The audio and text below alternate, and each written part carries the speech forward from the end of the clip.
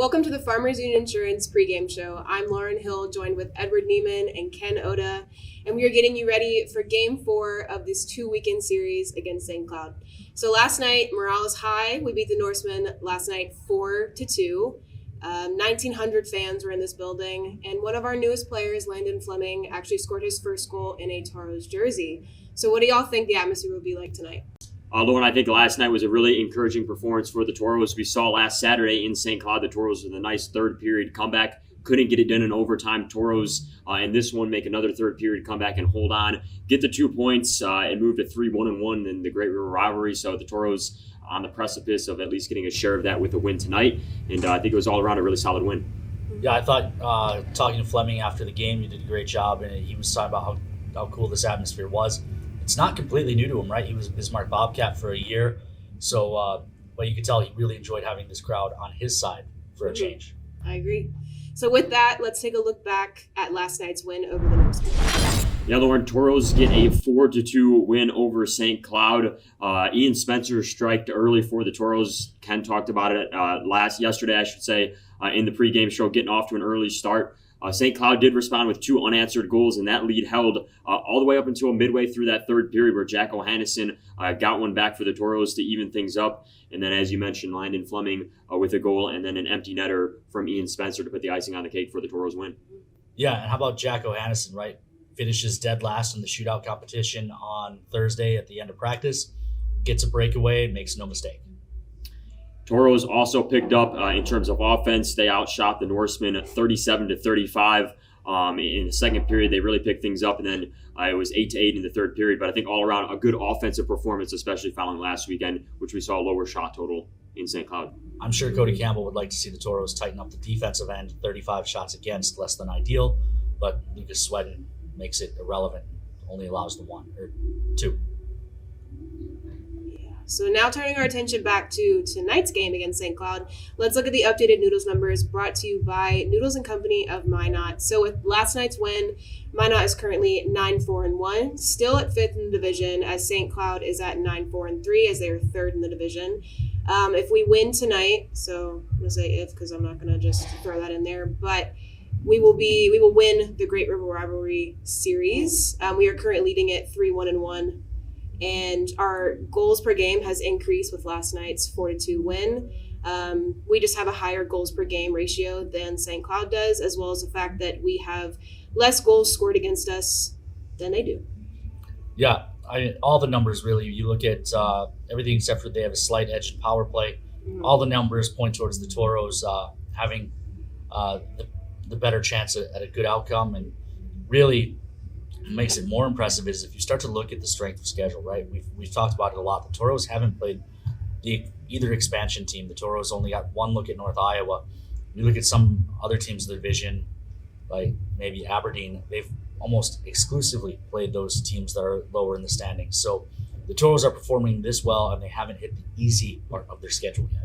Yeah, Ken, I think that's what makes this homestand so important for the Toros. You know, once you push through this tough part of the schedule, there's definitely potentially some matchups maybe a little easier, if you want to say that, against the expansion teams. But the Toros, with those numbers, I think, given the opponents that they have played, are in a really good position at this point in the season.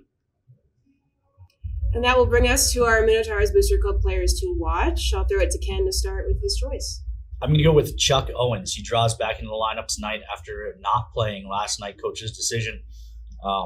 He gets put on the Uhala and O'Hannison line as their third wing on the left side. So if there's ever a guy who's both motivated and put in a good position to succeed, I would say it's Chuck Owens. I would look for him to have a big night. Yeah, Lauren, I'm going to go with a guy that we haven't talked a whole lot about, Leon Hagstrom, a defenseman. Saturday night last week, Ken mentioned it, 2 goals came off of defenseman Hagstrom. Really laser shot. He hasn't just been able to find the back of the net. 4 assists on the season so far, one of which was on the empty netter last night. It just feels like it's a matter of time before he notches a goal, and I think it's going to come pretty soon. Yeah, and I'm going to pick Davin Nichols tonight. He had 2 shots on goal last night, along with his, normal amount of roughhousing. But I think with the grouping of just injuries that happened last night, I think he's bound to, one, be playing with, I don't want to say a vengeance, but in a way of protection for his Toros team. So yeah, I say that he's going to get back into action, and we're going to see Davin with some roughhousing tonight. And that will bring us to our home key group, keys to the game. Ken, what are your keys tonight? All right, first off, run around. Fatigue is going to be a factor for St. Cloud. Edward and I talked about it quite a bit on the broadcast last night. They've only got 11 healthy forwards. One of them lost a bunch of teeth last night as well. Hudson Blue had to put a cage on. He's at the ER late last night, so fatigue should be an issue. So for the Toros, get your feet moving, and in turn, make them keep moving their feet. See if you can draw out some of that tiredness. Again, you've got some healthy guys coming back into the lineup who didn't play last night, so Toros definitely have an energy edge. Yeah, and I think we even saw that late in the game yesterday. Toros, once they got that lead, they continued to push the pace, and I think that had to do something with the fatigue. So if the Toros are able to do that early and get off to a quick start as well, and get St. Cloud to work from behind, I think that'll be a big aspect of this one. Second home key group, key to the game, is make sure there's a price to pay, right? Protect the net in front of Lucas. Don't let them get to the goal and get extra whacks at pucks in front of the net. And again, you make them pay that physical price when they're already tired. It's going to just continue to wear on that fatigue. Yeah, Swedin's made it hard enough on them already, making a lot of good saves, especially last night. So once again, I think that also feeds into fatigue if they have to really work to get to the center of the net. That'll play a factor as well. And then my third home key group, key to the game, is don't be fallible. We've seen it a few times from this group. Letdowns for a minute or 2 minutes that result in multiple goals against. We saw it again last night, right? Toros score first, get the energy up 13 seconds later, and then I believe 47 seconds after that, 2 goals against for St. Cloud. They were the only 2 goals the Toros allowed for the game, but it was that minute of breakdown that really let St. Cloud into that game. All right, Minot Taros fans, it's time to take out your phones and pull up the Taros mobile app for your chance to win prizes throughout tonight's game. Starting with our 4 Bears Sportsbook over-unders, we have total Taros first period goals, over-under 0.5. I'm going to take the over. I think, Toros got off to a good start last night, scored in the first one, but overall did not play a very good first period. Second and third periods I thought were very good for the Toros. I look for that trend to continue. I'm also going to take the over as well. As we touched on, early goal for the Toros last night. I think knowing that this St. Cloud team is down a couple of guys, it's going to be a big point for them to get out early and get out to a quick start.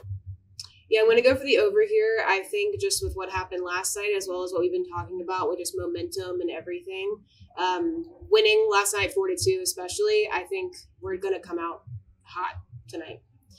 Our second one is total fighting majors called over under 1.5. I'm going to take the under on this one. If you're St. Cloud, you know that you're already down a couple of guys as is, so you really want to try to avoid engaging in anything like that. Also just the competitiveness of this series so far, staying out of the box in general, I think has been a big part of it. I'm going to take the over here. I think we finally see our first fight of the season. 4 games in a row against these guys. There's certainly tempers flaring. We saw that last night. If the Toros can get out to an early multiple goal lead, I can see the frustration boiling over. Yeah, I can see both of your sides on this. Edward, I can see you saying under because they have less people to work with, but I can see them coming out angry with the fact that one of their players lost some teeth last night. And just in general, they're losing this series. So I'm going to go over just because I think they're going to come out and really obviously try to win this game, and it's going to take a fight from both sides. And yeah, I'm going over. And our last one is total Ian Spencer points over under 0.5. I'm going to go over. I think, like Ken said yesterday, he was his player to watch. I think that Ian Spencer just does amazing when he's playing at home, especially. And the crowd here at Mesa Arena really lights him up, and he's just all kinds of excited, so I'm going to go over. Yeah, I don't mean to beat the dead horse, but I think this St. Cloud team is going to be tired. Ian Spencer really, at any given time, no matter the opponent, one of the faster guys on the ice, and I think that just sets him up for a really good night tonight. Yeah, I agree. He was my player to watch last night. I talked about it coming into last night, 17 shots in 4 games here, 5 more shots on goal last night for Ian Spencer. Whatever it is, the kid loves to play in this building, so I'm going to take the over on that as well. He's got a point in every game he's played in the building this year. Mm-hmm. That'll bring us to our McDonald's Toros trivia question. How many of the 20 hat tricks the Toros have had in their franchise history have come against the St. Cloud Norsemen / Brookings Alexandria Blizzard organization? 6, 7, 8, or 9?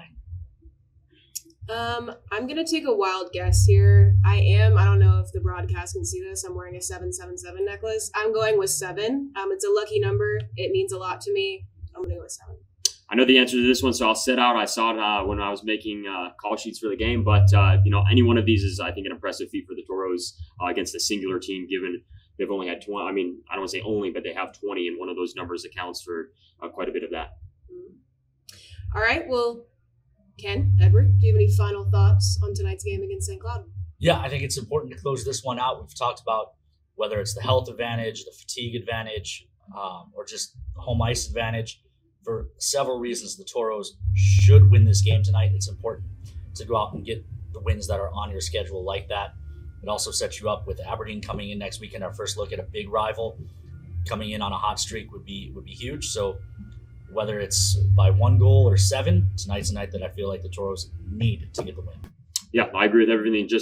With everything that Ken just said. I think a quick start will be something that we could also see from the Toros tonight that maybe we haven't seen a whole lot inside this building this year.